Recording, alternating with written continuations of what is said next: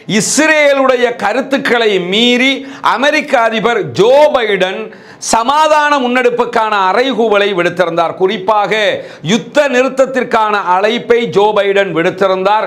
திடீரென்ற இந்த அறிவிப்பு யாராலும் எதிர்பார்க்காத ஒரு அறிவிப்பு, குறிப்பாக இஸ்ரேலை எதிர்பார்க்கவில்லை என்கிற செய்திகளை எல்லாம் நம்ம நேற்றைய தினம் சொல்லி இருந்த அதே நேரம் இன்றைக்கு வெள்ளை மாளிகை சார்பாக ஒரு முக்கியமான அறிவித்தல் வெளியிடப்பட்டிருக்கிறது. அதாவது குறித்த இந்த சமாதான முன்னெடுப்பு யுத்த நிறுத்தத்திற்கு ஹமாஸ் உடன்படுவார்களே ஆனால் கண்டிப்பாக இஸ்ரேல் உடன்படுவார்கள்.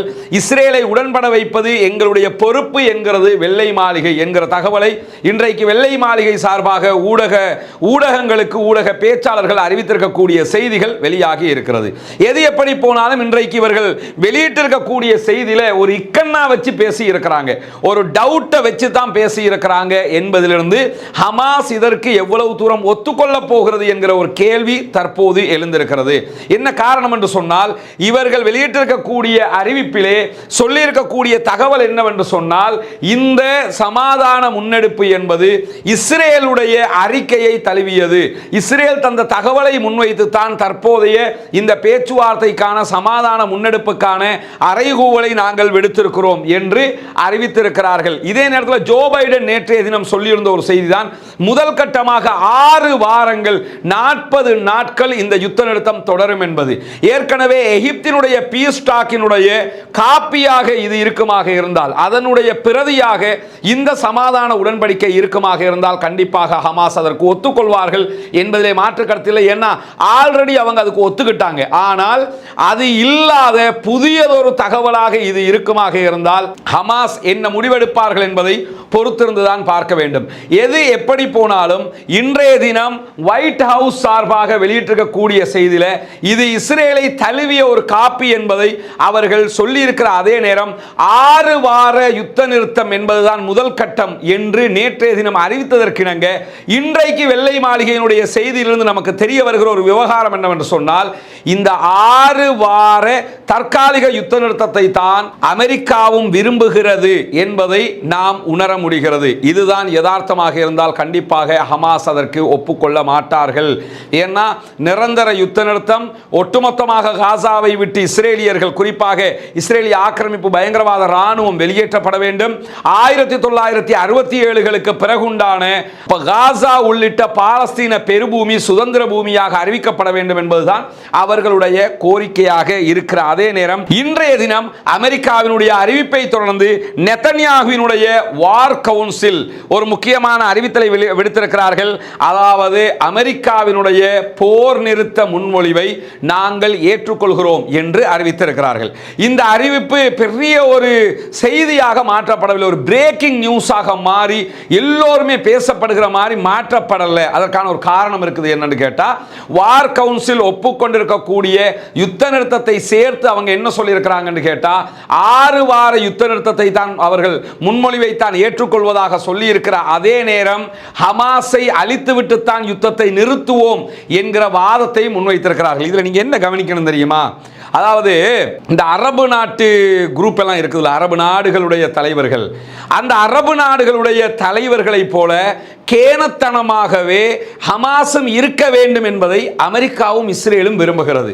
ஏன் இதை நான் சொல்றேன்னு கேட்டா, ஈராக் மேல தாக்குதல் நடத்தினாலும் சரி, ஆப்கான் மேல தாக்குதல் நடத்தினாலும் சரி, அரபு நாடுகள் உள்ளிட்ட உலகத்தில் எந்த நாடு மேல தாக்குதல் நடத்தினாலும் இந்த அத்தனை பேருமே அமெரிக்கா சொல்றதை தலையாட்டிக்கிட்டு போறான்ல, கேனத்தனமா ஏத்துக்கிட்டு போறான்ல, அந்த மாதிரி ஹமாஸும் இருக்கணும்னு நினைக்கிறான். இந்த சமாதான உடன்படிக்கையை பார்த்தா உங்களுக்கே அது தெரியும். என்ன அவங்க சொல்ல வர்றது என்னன்னு கேட்டா, நாங்க ஒரு 6 வாரம் 6 வீக் 40 நாளைக்கு நாங்க யுத்தத்தை நிறுத்துவோம், நாங்களும் அடிக்க மாட்டோம், நீங்களும் அடிக்க கூடாது, உங்க கைதிகளை எல்லாம் பாலஸ்தீன மக்களை நாங்க விடுதலை பண்ணிடுவோம், எங்களுடைய பணைய கைதிகளை நீங்க விடுதலை பண்ணிடுங்க. ஓகே, அதுக்கு பிறகு என்ன? அதுக்கு பிறகு சண்டை தான், அதுக்கு பிறகு நீங்க எங்களுக்கு அடிமையாக தான் இருக்கணும். இதுதான் அவர்கள் சொல்ல வருகிற தகவல். இதை வேறு ஒரு அரபு நாடாக இருந்தால் கண்டிப்பாக ஒப்புக்கொள்வார்கள். ஏன் பாலஸ்தீனம் ஒப்புக்கொள்ள மறுக்கிறது என்று சொன்னால், அது அவர்களின் பூமி, அவர்களின் பூமிக்கான போராட்டம் இது. எனவே தான் அவர்கள் ஒப்புக்கொள்ள மறுக்கிறார்கள். அரபு நாட்டினுடைய தலைவர்களைப் போல அவர்களை கேனையனாக்கி, அவர்களை ஏமாற்றி, அவர்களை முட்டாளாக்கி, அவர்களை ஆளுவதைப் போல ஹமாஸையும் முட்டாளாக்க நினைக்கிறது அமெரிக்கா. ஆனால் ஹமாஸ் மிக தெளிவாக திட்டவட்டமான முடிவில் இருக்கிறார்கள். பாலஸ்தீனர்களும் திட்டவட்டமான அதே முடிவிலே இருக்கிறார்கள் என்பதை நாம் புரிந்து கொள்ள வேண்டும்.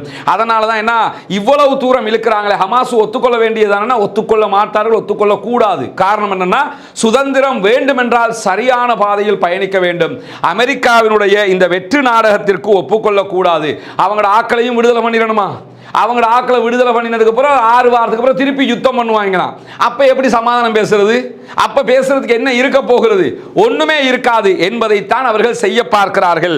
இதே நேரத்தில் இன்றைய தினம் ஹமாஸினுடைய ஊடக பேச்சாளர் ஒசாமா ஹம்தான் அவர்கள் தெரிவித்திருக்கக்கூடிய செய்தியில போர் நிறுத்த முன்மொழிவினுடைய எந்த விதமான பத்திரங்களும் எந்த விதமான பர்பஸும் எங்களிடத்தில் வழங்கப்படவில்லை, எழுத்தில் கிடைக்கவில்லை. எழுத்தில் கிடைக்கிற போது நாங்கள் அதை பற்றி கண்டிப்பாக கவனிப்போம், கவனம் செலுத்துவோம். நாங்கள் எதிர்பார்ப்பதை போன்று எங்கள் மக்களுடைய நலன் கருதி அது வருமாக இருந்தால் கண்டிப்பாக ஏற்றுக்கொள்வோம் என்று அவர்கள் அறிவித்திருக்கிறார்கள். இப்படியான நேரத்தில் காசாவுக்குள்ள கரேம் அபு ஷலேம் வாயில் வழியாக, ரஃபா கிடையாது, ரஃபாவுக்கு அடுத்த பார்டர் வழியாக இந்த 1 வீக்குக்குள்ளாக 7 நாட்களுக்குள்ளாக சுமார் 1858 ட்ரக்குகள் உள்ளே நுழைந்திருக்கிறது. இதெல்லாம் போதாது, பத்தாது. காரணம் என்னன்னா குறைஞ்சது ஒரு நாளைக்கு 400 மேக்சிமம் 1000க்கு மேற்பட்ட ட்ரக்குகள் ஒரு நாளைக்கு உள்ள போகணும். ஆனா மொத்தமாகவே 7 நாட்களுக்கு 1858 ட்ரக்குகள் உள்ளே போயிருக்கிறது. இதிலே 764 ட்ரக்குகள் எகிப்தினுடைய ட்ரக்குகளாக இருக்கிறது. உலக உணவு திட்டத்தினுடைய ட்ரக்குகள் 312 மாவு லாரிகளாக மாவு ஏற்றிக்கொண்டு போயிருக்கின்றன. அதே நேரத்தில் 124 ஜோர்தானிய ட்ரக்குகளும் உள்ளே நுழைந்திருக்கிறது உணவுகளை எடுத்துக்கொண்டு. இதே நேரத்தில் 5 லட்சம் லிட்டர் எரிபொருட்களும் உள்ளே நுழைந்திருக்கிறது என்கிற ஓரளவுக்குண்டான ஒரு மகிழ்ச்சியான செய்தியும் வெளியாகி இருக்கிறது. இது பெரிய மகிழ்ச்சி எல்லாம் கிடையாது, ஆனா ஒண்ணுமே இல்லைங்கிற மக்களுக்கு இவ்வளவு கிடைச்சிருக்குதுங்கிறது ஒரு ஆறுதல் தானே. அந்த மாதிரியான ஒரு ஆறுதலான செய்தியும் இன்றைக்கு கிடைத்திருக்கக்கூடிய அதே நேரத்தில் WHO கருத்து பிரகாரம் காசாவில் இருக்கக்கூடிய 36 மருத்துவமனைகளில் 14 மருத்துவமனை மட்டுமே ஓரளவுக்கு செயல்படுகிறது. அதிலே 2 மருத்துவமனைகள் மட்டும்தான் ஒட்டுமொத்தமாக செயல்படுகிறது. மற்ற அத்தனையும் ஏனோதானோ என்று ஓரளவுக்கு ஏதாவது ஒன்று செய்ய முடியுமான நிலைதான் இருக்கிறது. இவ்வளவு பெரிய அவலத்தை காசாவிலே இஸ்ரேல் நடத்தி கொண்டிருக்கிறது என்கிறது WHO வேர்ல்ட் ஹெல்த் ஆர்கனைசேஷன்.